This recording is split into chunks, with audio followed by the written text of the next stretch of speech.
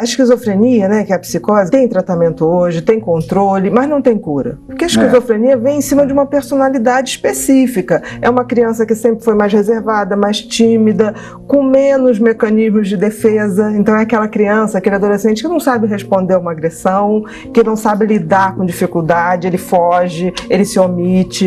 Então, claro que quando ele abre uma doença dessa, ele não virou assim, ele não foi uma criança feliz, expansiva e ficou um bichinho, não. Ele já tinha uma personalidade predisposta a isso. Mas o interessante é que a gente sabe hoje que a esquizofrenia tem tratamento, tem controle, mas tudo tem a ver com a precocidade do tratamento.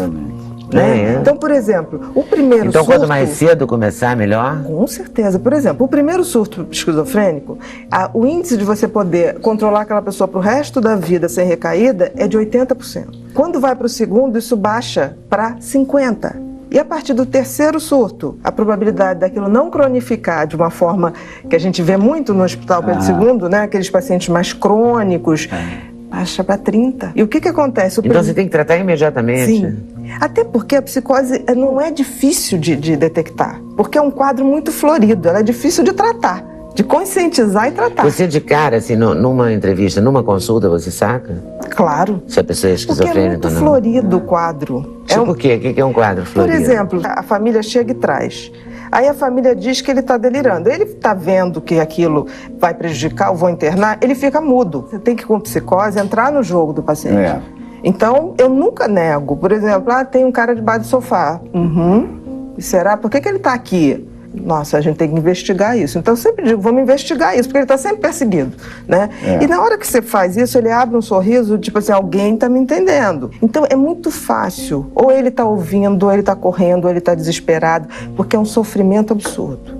Ou ele se cala, porque ninguém entende, então ele se cala para não dar bandeira, mas mesmo assim, ao estar calado, ele já está dando a bandeira. Se tiver um mendigo falando sozinho, uma criança olha e fala, tá maluco, né, mãe? Uma criança vê um surto psicótico. O que acontece no Brasil é que o primeiro surto, se é na classe rica, manda para fora, isso aí é um estresse, vai estudar, vai não sei o quê. Se é na classe pobre, acontece uma coisa engraçada, vai pro pai de santo. É o que eu digo sempre, rezar nunca faz mal. Vai lá, mas não deixa de tratar.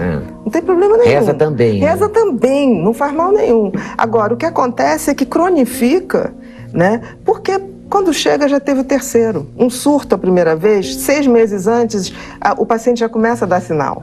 Ele começa a se achar estranho, ele começa a achar que a realidade está diferente, ele já começa. Porque a psicose, ela é uma quebra. É como se você tivesse uma parede, que é a nossa personalidade, e ela, 6 meses antes, ela começa a rachar.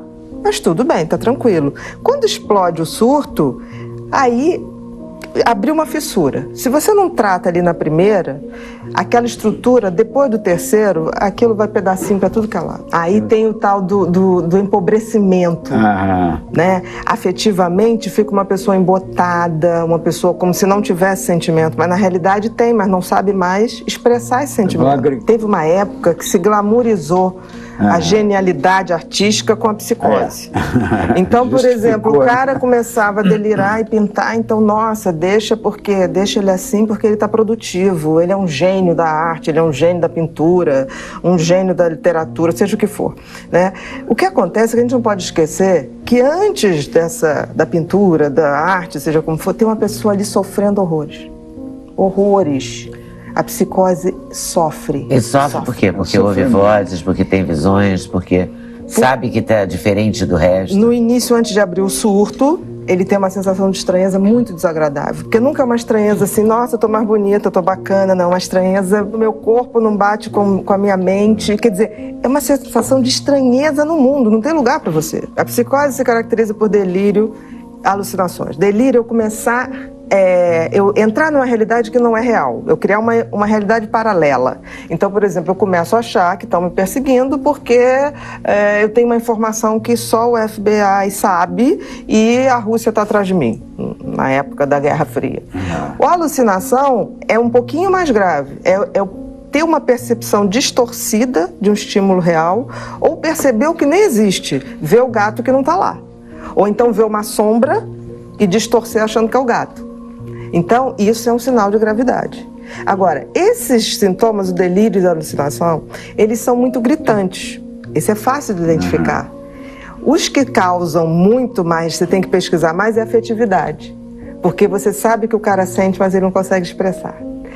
Ele quer se comunicar, mas ele não consegue. Ele fica, você conta uma coisa, ele fica olhando para você como se ele te penetrasse. Ele entra por dentro da tua alma, é uma coisa impressionante. A esquizofrenia, o índice é de 1% da população geral.